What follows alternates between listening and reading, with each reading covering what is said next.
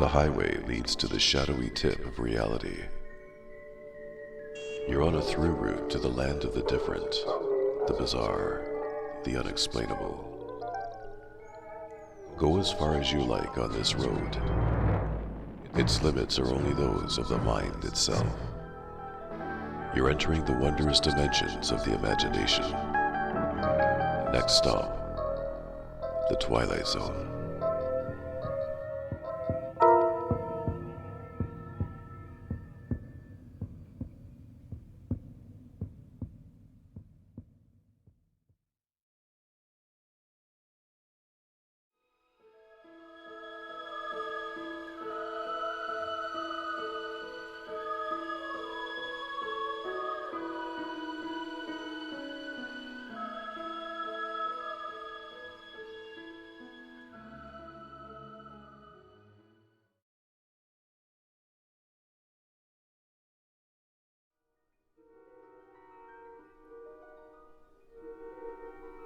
Consider one Tanya Evans, a woman who believes she can mold any situation to her own desires.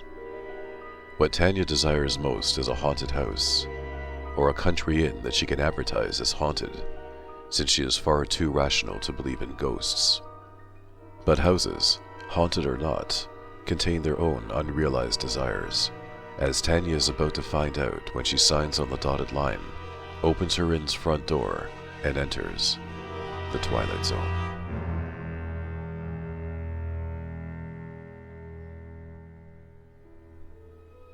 Tanya couldn't understand why realtors failed to recognize the commercial potential of haunted houses. This one, it seemed, was no different. "Now, these railings need work," the woman said as she led Tanya and Nathan out onto one of the balconies. "But the floor is structurally sound, and that's the main thing. I'm sure these would be an attractive selling point to your bed and breakfast guests." "Not as attractive as ghosts." "You're sure the house doesn't have a history?" Tanya prodded again. "I thought I heard something in town." She hadn't, but the way the realtor stiffened told Tanya that she was onto something. After pointed reminders about disclosing the house's full history, the woman admitted that there was indeed something. Apparently, a kid had murdered his family here, back in the 70s. "A tragedy, but it's long past," the realtor assured her. "Never a spot of trouble since." "Damn," Tanya murmured under her breath, and followed the realtor back inside. Nathan wanted to check out the coach house to see if there was any chance of converting it into a separate honeymoon hideaway. Tanya was thrilled to see him taking an interest. Opening the inn had been her idea. An unexpected windfall from a great-aunt had come right after she'd lost her teaching job, and Nathan's office manager position teetered under the year-end budget cuts. It seemed like the perfect time to try something new. "You two go on ahead," she said. "I'll poke around in here, maybe check out the gardens." "Did I see a greenhouse out back?" Nathan asked the realtor. She beamed.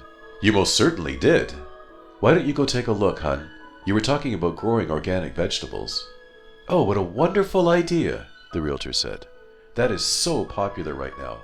Organic local produce is all the rage." As the woman gushed, Tanya backed away slowly, then escaped. The house was perfect, a 6-bedroom, rambling Victorian perched on a hill 3 miles from a suitably quaint village. What more could she want in a bed and breakfast? Well, ghosts. Not that Tanya believed in such things, but haunted inns in Vermont were all the rage, and she was determined to own one. When she saw the octagonal Victorian greenhouse, though, she decided that if it turned out there'd never been so much as a ghostly candle spotted on the property, she'd light one herself. She had to have this place. She stepped inside and pictured it with lounge chairs, a bookshelf, maybe a little wood stove for winter. Not a greenhouse, but a sunroom. First, though, she needed to do some serious weeding. The greenhouse, conservatory, she mended, sat in a nest of thorny vines dotted with red. Raspberries? She cleaned a peephole in the grime and peered out. A head popped up from the thicket. Tanya fell back with a yelp. Sunken brown eyes widened, and wizened lips parted at a matching shriek of surprise. Tanya hurried out as the old woman made her way from the thicket, a basket of red berries in one hand.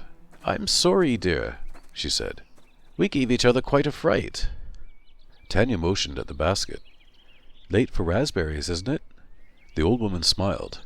They're double blooming. At least there's one good thing to come out of this place. She looked over at the house. You aren't looking to buy, are you? I might be. The woman's free hand gripped Tanya's arm. No, dear. You don't want to do that. I hear there's some history. History? The old woman shivered. Horrors. Blasphemies. Murders.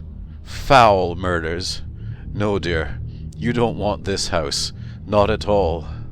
Foul murders? Tanya tried not to laugh. If they ever did a promotional video, she was hiring this woman. Whatever happened was a tragedy, Tanya said. But it's long past, and it's time. Long past? Never. At night, I still hear the moans, the screams, the chanting. The chanting is the worst, as if they're trying to call up the devil himself. I see. Tanya squinted out at the late day sun, dropping beneath the horizon. Do you live around here, then? Just over there. The woman pointed, then shuffled around the conservatory, still pointing. When she didn't come back, Tanya followed, wanting to make note of her name. But the yard was empty. Tanya poked around a bit after that, but the sun dropped fast over the mountain ridge. As she picked her way through the brambles, she looked up at the house looming in the twilight, a hulking shadow against the night, the lights inside seeming to flicker like candles behind the old glass. The wind sighed past, and she swore she heard voices in it, sibilant whispers snaking around her. A shadow moved across an upper window. She'd blame a drape caught in a draft, only she couldn't see any window coverings. She smiled as she shivered. For someone who didn't believe in ghosts, she was quite caught up in the fantasy. Imagine how guests who did believe would react. She found Nathan still in the coach house, measuring tape extended. When she walked in, he grinned, his boyish face lighting up.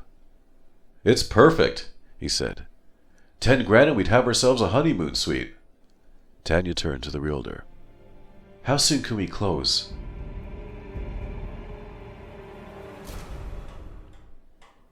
The owners were as anxious to sell as Tanya was to buy, and 3 weeks later they were in the house, with the hired contractors hard at work.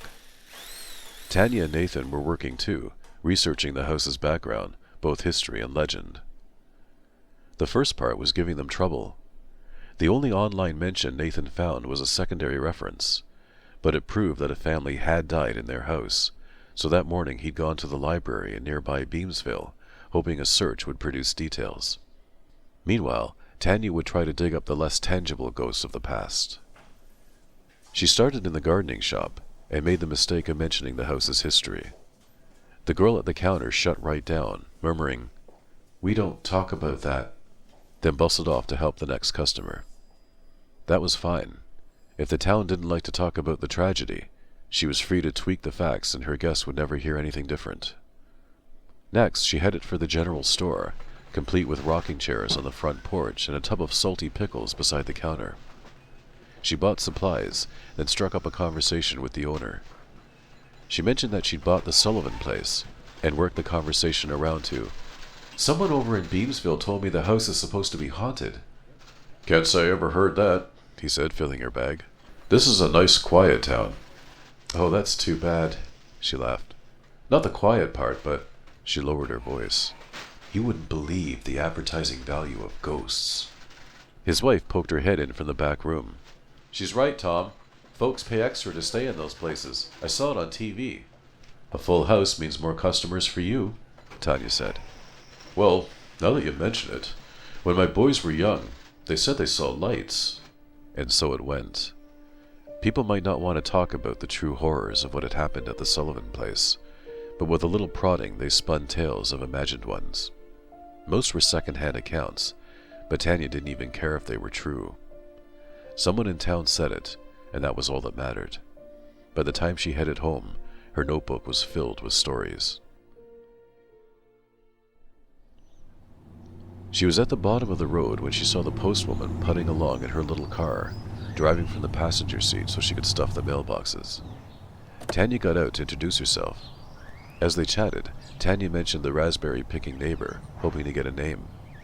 "No old ladies around here," the postwoman said. "We've got Mr. McNally to the north, the Lee gang to the south, and to the back it's a couple of new women.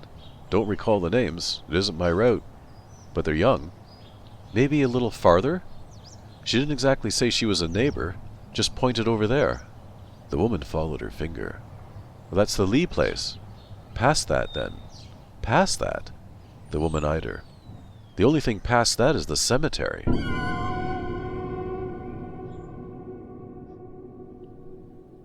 Tanya made mental note as she pulled into the darkening drive. She'd have to send Nathan to the clerk's office, see if he could find a dead resident that resembled a description of the woman she'd seen. Not that she thought she'd seen a ghost, of course. The woman probably lived farther down the hill, but if she found a similar deceased neighbor, she could add her own spooky tale to the collection. She stepped out of the car. When a whisper snaked around her, she jumped. Then she stood there, holding the car door, peering into the night and listening. It definitely sounded like whispering.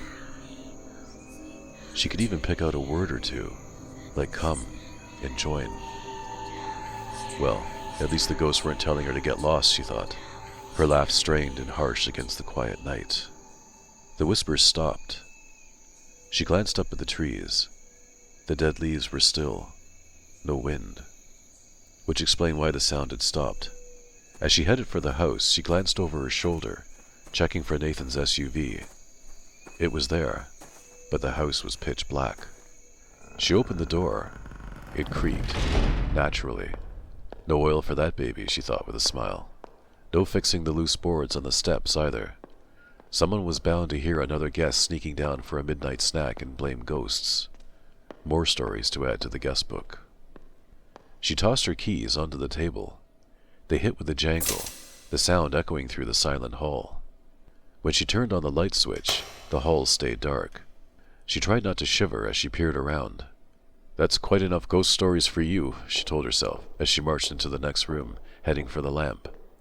She tripped over a throw rug and stopped. "Nathan?" No answer. She hoped he wasn't poking around in the basement. He'd been curious about some boxes down there, but she didn't want to get into that. There was too much else to be done. She eased forward, feeling the way with her foot, until she reached the lamp. When she hit the switch, light flooded the room. Not a power outage then.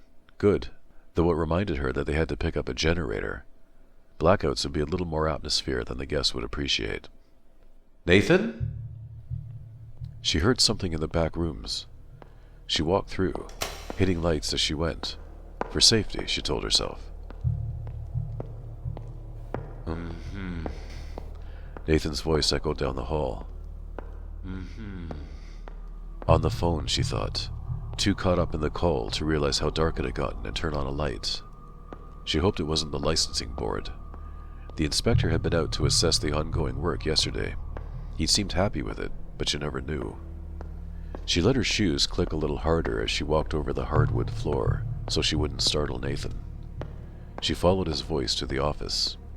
From the doorway, she could see his back in the desk chair. Her gaze went to the phone on the desk, still in the cradle. Nathan's hands were at his sides. He was sitting in the dark, looking straight ahead, at the wall. Tanya rubbed down the hairs on her neck. He was using a cell phone earpiece, that was all. Guys and their gadgets. She stepped into the room and looked at his ear. No headset. "Nathan?" He jumped, wheeling so fast that the chair skidded across the floor. He caught it and gave a laugh, shaking his head sharply as he reached for the desk lamp. "Oh, must have dozed off. Not used to staring at a computer screen all day anymore." He rubbed his eyes and blinked up at her. "Everything okay, hon?" he asked. She said it was and gave him a rundown of what she'd found, and they had a good laugh at that, all the shopkeepers rushing in with their stories once they realized the tourism potential. "Did you find anything?" "I did indeed." He flourished a file folder stuffed with printouts. "The Rowe family, 1978. Parents, 2 children, and the housekeeper. All killed by the 17-year-old son. Under the influence of Satan? Rock music. Close enough." Nathan grinned. "It was the 70s. Kid had long hair, played in a garage band, Partial to Iron Maiden and Black Sabbath. Clearly a Satanist. Works for me. Tanya took the folder just as the phone started to ring. The caller ID showed the inspector's name. She set the pages aside and answered as Nathan whispered that he'd start dinner. There was a problem with the inspection. The guy had forgotten to check a few things, and he had to come back on the weekend, when they were supposed to be away scouring estate auctions and flea markets to furnish the house. The workmen would be there, but apparently that wasn't good enough, and on Monday the inspector would leave for 2 weeks in California with his wife and kids. Not surprisingly, Nathan offered to stay. Jumped at the chance, actually. His enthusiasm for the project didn't extend to bargain hunting for Victorian beds. He joked that he'd have enough work to do when she wanted her treasures refinished, so he'd stay home and supervise the workers, which was probably wise anyway. It was an exhausting but fruitful weekend. Tanya crossed off all the necessities and even a few wish list items, like a couple of old-fashioned wash basins. When she called Nathan an hour before arriving home, he'd sounded exhausted and strained, and she hoped the workers hadn't given him too much trouble. Sometimes they were like grade 5 pupils, needing a watchful eye and firm, clear commands. Nathan wasn't good at either. When she pulled into the drive and found him waiting on the porch, she knew there was trouble. She wasn't even out of the car before the workmen filed out, toolboxes in hand. "We quit," the foreman said. "What's wrong?" she asked. "The house. Everything about it is wrong." "Haunted," an older man behind him muttered. The younger two shifted behind their elders, clearly uncomfortable with this old man talk, but not denying it either. "All right," she said slowly. "What happened?" They rhymed off a litany of haunted house tropes. Knocking inside the walls, footsteps in the attic, whispering voices, flickering lights, strains of music. Music? 70s rock music, Nathan said, rolling his eyes behind their backs. "Andy found those papers in my office about the Rowe family." "You should have warned us," the workman said, scowling. "Working where something like that happened? It isn't right. The place should be burned to the ground." "It's evil," the older man said. "Evil soaked right into the walls. You can feel it." The only thing Tanya felt was the recurring sensation of being trapped in a B-movie. Did people actually talk like this? First the old woman, then the townspeople, now the contractors? They argued, of course, but the workmen were leaving. When Tanya started to threaten, Nathan pulled her aside. The work was almost done, he said. They could finish up themselves, save some money, and guilt these guys into cutting their bill even more. Tanya hated to back down, but he had a point. She negotiated 20% off for the unfinished work and another 15% for the inconvenience, unless they wanted her spreading the word that grown men were afraid of ghosts. They grumbled, but agreed.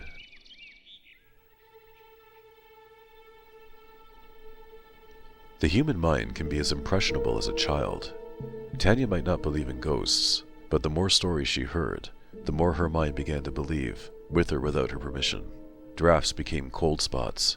Thumping pipes became the knocks of unseen hands. The hisses and sighs of the old furnace became the whispers and moans of those who could not rest. She knew better. That was the worst of it. She'd hear a pipe thump and she'd jump, heart pounding, even as she knew there was a logical explanation. Nathan wasn't helping. Every time she jumped, he'd laugh. He'd goof off and play ghost, sneaking into the bathroom while she was in the shower and writing dirty messages in the condensation on the mirror. She was spooked. He thought it was adorable. The joking and teasing she could take. It was the other times, the ones when she'd walk into a room and he'd be standing or sitting, staring into nothing, confused.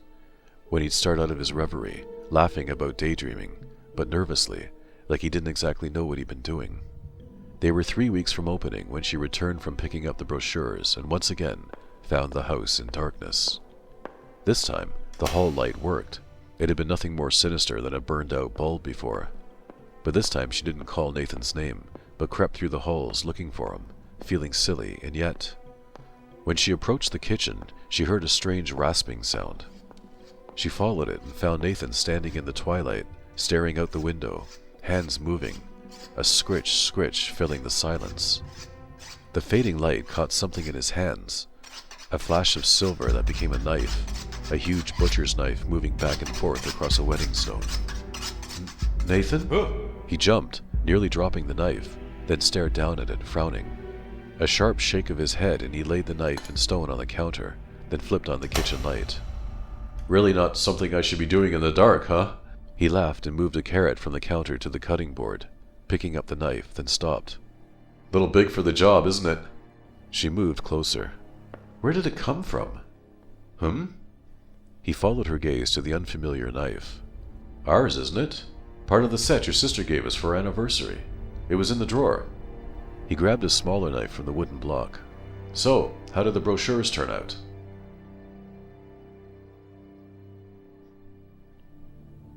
Two nights later, Tanya was startled awake and bolted up, blinking hard, hearing music. She rubbed her ears, telling herself it was a dream, but she could definitely hear something.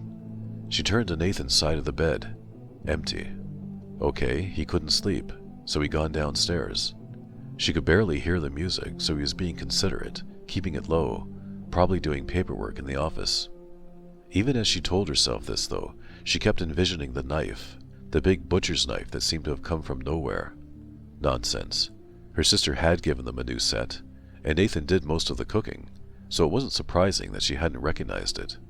But as hard as she tried to convince herself, she just kept seeing Nathan standing in the twilight, sharpening that knife, the scritch getting louder, the blade getting sharper. Damn her sister. And not for the knives either. Last time they'd been up, her sister and boyfriend had insisted on picking the night's video. The Shining. New caretaker at inn is possessed by a murderous ghost and hacks up his wife. There was a reason Tanya didn't watch horror movies, and now she remembered why. She turned on the bedside lamp, then pushed out of bed and flicked on the overhead light. The hall one went on too. So did the one leading downstairs. Just being careful, of course. You never knew where a stray hammer or board could be lying around. As she descended the stairs, the music got louder, the thump of the bass and the wail of the singer. 70s heavy metal music. Hadn't the Row Kid? She squeezed her eyes shut and forced the thought out. Like she'd know 70s heavy metal from modern stuff anyway. And hadn't Nathan picked up that new AC/DC disc last month, before they came to live here? He was probably listening to that, not realizing how loud it was. When she got downstairs, though, she could feel the bass vibrating through the floorboards. Great. He couldn't sleep, so he was poking through those boxes in the basement. Boxes belonging to the Rowe family. To the Rowe Kid. Oh, please. The Rowes have been gone for almost 30 years. Anything in the basement would belong to the Sullivans, a lovely old couple now living in Florida. On the way to the basement, Tanya passed the kitchen. She stopped. She looked at the drawer where Nathan kept the knife, then walked over and opened it. Just taking a look, seeing if she remembered her sister giving it to them, not making sure it was still there. It was, and it still didn't look familiar. She started to turn, then went back, took out the knife, wrapped it in a dish towel, and stuck it under the sink. And yes, she felt like an idiot, but she felt relief even more. She slipped down to the basement, praying she wouldn't find Nathan sitting on the floor, staring into nothing, nodding to voices she couldn't hear. Again, she felt foolish for thinking it, and again she felt relief when she heard him digging through boxes, and more relief yet when she walked in and he looked up, grinning sheepishly like a kid caught sneaking into his Christmas presents. "It caught me," he said. "Was it the music? I thought I had it low enough." She followed his gaze and a chill ran through her. Across the room was a record player, an album spinning on the turntable, more stacked on the floor. "Where?" she began. "Found it down here with the albums. Been a while since you've seen one of those, I bet." "Was it his? The Rowe boy?" Nathan frowned, as if it hadn't occurred to him. "Could be, I guess. I didn't think of that." He walked over and shut the player off. Tanya picked up an album. Initials had been scrawled in black marker in the corner. T.R. What was the Rowe boy's name? She didn't know and couldn't bring herself to ask Nathan. Would rather believe he didn't know either. She glanced at him. "Are you okay?" "Sure. I think I napped this afternoon while you were out. Couldn't get to sleep." "And otherwise?" He looked at her, trying to figure out what she meant. But what could she say? "Have you had the feeling of being not yourself lately? Hearing voices telling you to murder your family?" She had to laugh at that. Yes, it was a ragged laugh. A little unsure of itself, but a laugh nonetheless. No more horror movies for her, however much her sister pleaded. "Are you okay?" Nathan asked.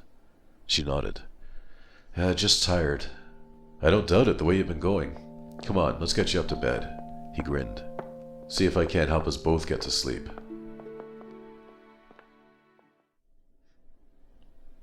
The next day she was in the office, adding her first bookings to the ledger when she saw the folder pushed off to the side, the one Nathan had compiled on the Rowe murders. She'd set it down that day and never picked it up again. She could tell herself she'd simply forgotten, but she was never that careless. She hadn't read it because her newly traitorous imagination didn't need any more grist for its mill. But now she thought of that album cover in the basement. Those initials. If it didn't belong to the Rowe boy, then this was an easy way to confirm that and set her mind at ease. The first report was right here on top. The names listed. The family first, then the housekeeper, Madeline Levy, and finally, the supposed killer, 17-year-old Timothy Rowe. Tanya sucked in a deep breath, then chastised herself. What did that prove? She'd known he listened to that kind of music, and that's all Nathan had been doing, listening to it, not sharpening a knife, laughing maniacally.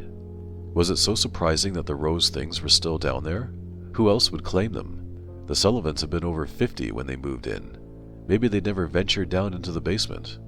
There had certainly been enough room to store things upstairs. And speaking of the Sullivans, they'd lived in this house for 25 years. If it was haunted, would they have stayed so long? If it was haunted, was she really considering the possibility? She squeezed her eyes shut. She was not that kind of person. She would not become that kind of person. She was rational and logical, and until she saw something that couldn't be explained by simple common sense, she was sending her imagination to the corner for a timeout. The image made her smile a little, enough to settle back and read the article, determined now to prove her fancies wrong. She found her proof in the next paragraph, where it said that Timothy Rowe shot his father. Shot. No big, scary butcher. Her gaze stuttered on the rest of the line. She went back to the beginning, rereading. Timothy Rowe had apparently started his rampage by shooting his father, then continued on to brutally murder the rest of his family with a 10-inch kitchen carving knife. And what did that prove? Did she think Nathan had dug up the murder weapon with those old LPs? Of course not. A few lines down it said that both the gun and knife had been recovered. What if Nathan bought a matching one, compelled to reenact? She pressed her fists against her eyes. Nathan possessed by a killer teen, plotting to kill her. Was she losing her mind? It was Nathan, the same good-natured, carefree guy she'd lived with for 10 years. Other than a few bouts of confusion, he was his usual self, and those bouts were cause for a doctor's appointment, not paranoia. She skimmed through the rest of the articles. Nothing new there, just the tale retold again and again, until the suspect dead.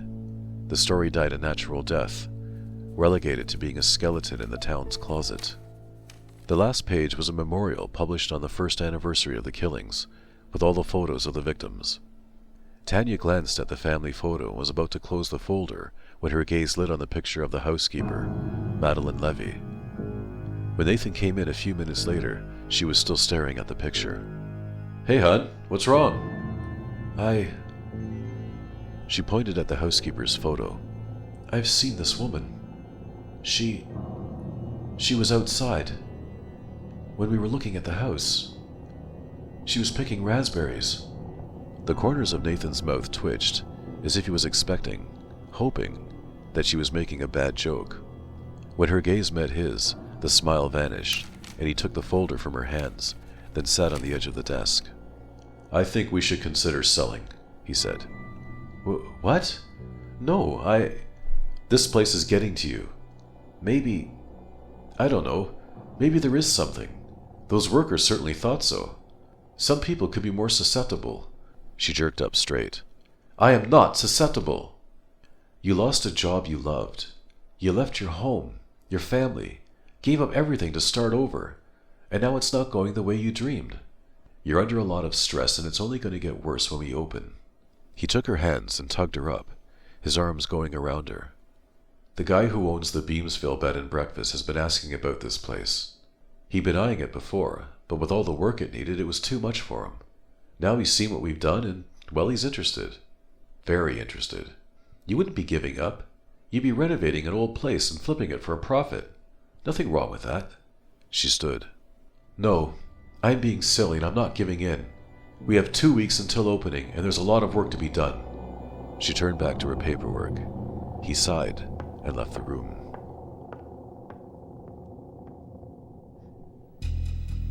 It got worse after that. As if in refusing to leave, she'd issued a challenge to whatever lived there. She now stopped laughing when she caught herself referring to the spirits as if they were real. They were. She'd come to accept that. Seeing the housekeeper's picture had exploded the last obstacle. She'd wanted a haunted house, and she'd gotten it.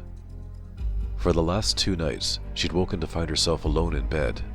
Both times, Nathan had been downstairs listening to that damn music. The first time, he'd been digging through the boxes, wide awake, blaming insomnia. But last night she'd gone down to find him talking to someone. She tried to listen, but he was doing more listening than talking himself, and she caught only a few ahums and okays before he'd apparently woken up, startled and confused. They'd made an appointment to see the doctor after that, an appointment that was still a week away, which didn't do Tanya any good now, sitting awake in bed alone on the 3rd night, listening to the strains of distant music. She forced herself to lie back down. Just ignore it. Call the doctor in the morning. Tell him Nathan would take any cancellation. But lying down didn't mean falling asleep. As she lay there staring at the ceiling, she made a decision. Nathan was right. There was no shame in flipping the house for a profit. Tell her friends and family they decided small town life wasn't for them. Smile coyly when asked how much they'd made on the deal. No shame in that. None at all. No one ever needed to know what had driven her from this house. She closed her eyes and was actually on the verge of drifting off when she heard Nathan's footsteps climbing the basement stairs. Coming to bed? She hoped so, but she could still hear the boom and wail of the music. Nathan's steps creaked across the 1st level. A door opened. Then the squeak of a cupboard door. A kitchen cupboard door. Grabbing something to eat before going back downstairs. Only he didn't go downstairs. His footsteps headed upstairs.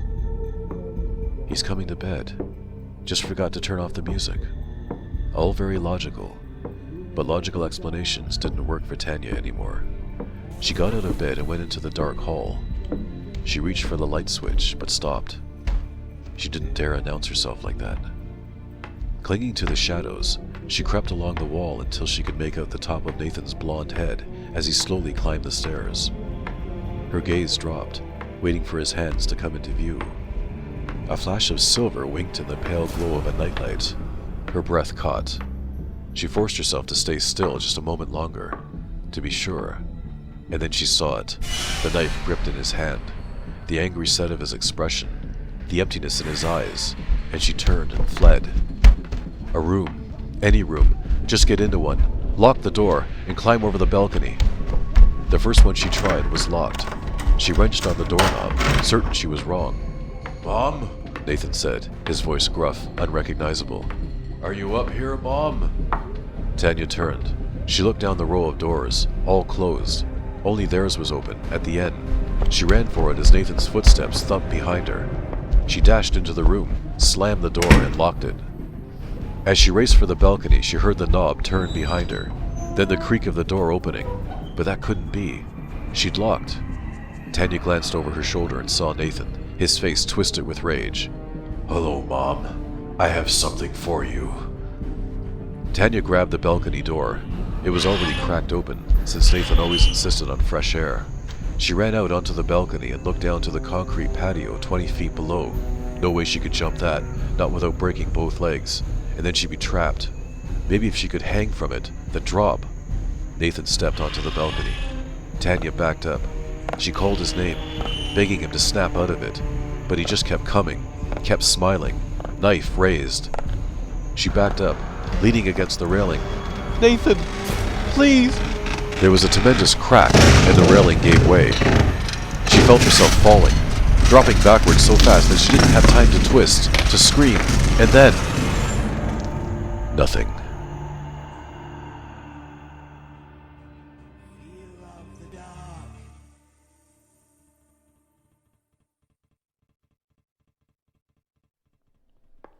Nathan escorted the innkeeper from Beamsville to the door. "Well, you folks did an incredible job," the man said. "But I really do hate to take advantage of a tragedy." Nathan managed a wan smile. "Oh, you'd be doing me a favor. The sooner I can get away, the happier I'll be. Every time I drive in, I see that balcony and His voice hitched. "I keep asking myself why she went out there. I know she loved the view. She must have woken up and seen the moon and wanted a better look." He shook his head. "I meant to fix that balcony. We did the others, but she said ours could wait. And now..." The man laid a hand on Nathan's shoulder. "Let me talk to my real estate agent and I'll get an offer drawn up. See if I can't take this place off your hands." "Thank you." Nathan closed the door and took a deep breath. He was making good use of those community theater skills, but he really hoped he didn't have to keep this up much longer. He headed into the office, giving it yet another once-over, making sure he'd gotten rid of all the evidence. He'd already checked twice, but he couldn't be too careful. There wasn't much to hide. The old woman had been an actor friend of one of his theater buddies, and even if she came forward, what of it? Tanya had wanted a haunted house, and he'd hired her to indulge his wife's fancy. Adding the woman's photo to the article had been simple Photoshop work. The files, paper and electronic, long gone now. The workman really had been scared off by the haunting, which he'd orchestrated.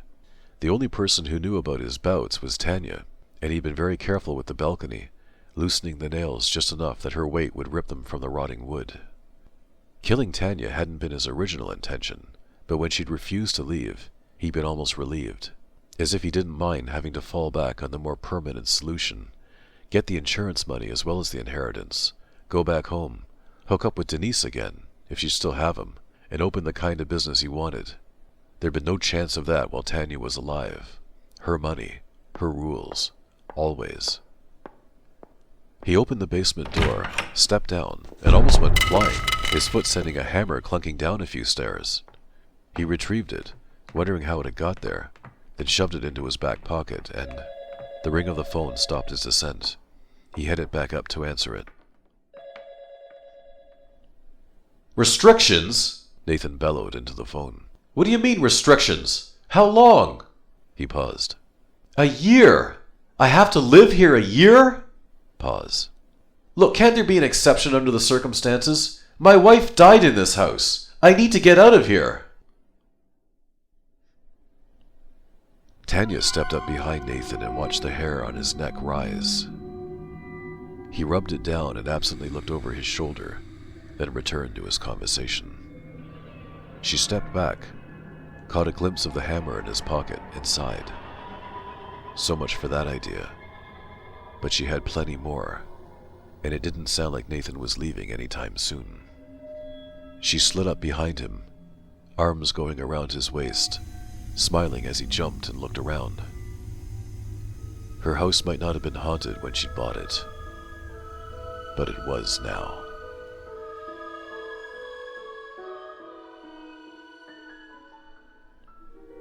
It seems that husbands have their unrealized desires too, leaving Tanya Evans, the woman who couldn't get what she desired in life, all the time in the world to fulfill her desires in death. Perhaps she will too, with a little help from the Twilight Zone.